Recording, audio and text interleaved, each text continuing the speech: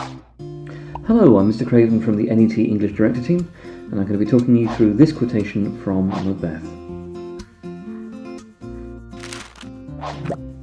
The quotation comes from Act 5, Scene 8, and it's from the climactic duel between Macbeth and Macduff.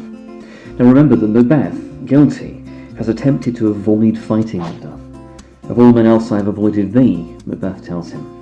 My soul is too much charged with blood of thine already.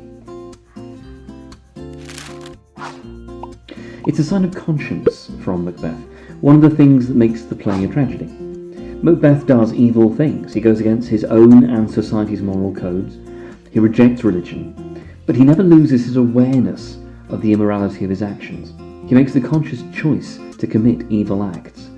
And that's why he is fully morally accountable, and also why he never fully loses our engagement.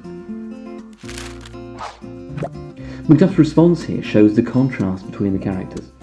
In Act 1, Macbeth was a man of action, not words, a soldier, a man who needed his wife to tell him to look like the innocent flower, who worried that words to the heat of deeds too cold breath gives. As the play's moved on, Macbeth has become trapped within his own head, revealed by his soliloquies, even to the point where Macbeth and Lady Macbeth don't even interact from Act 3 onwards. Macduff, in contrast, is a character where the internal and the external, the thoughts and words and deeds, have never been mismatched.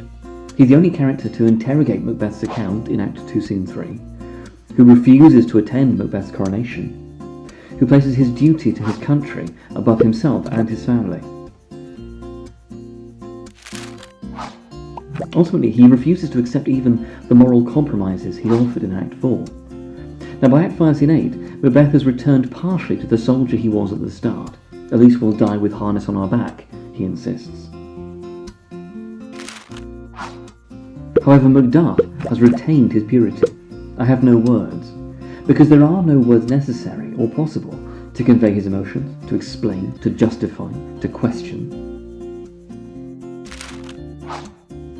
Unlike Macbeth, who vacillated, who listened to the words of the witches, of his wife, who allowed his actions to be influenced by the linguistic manipulations of others, who became so tied up in it by words that he was unable to even act, Macduff demonstrates that, ultimately, it is actions that matter.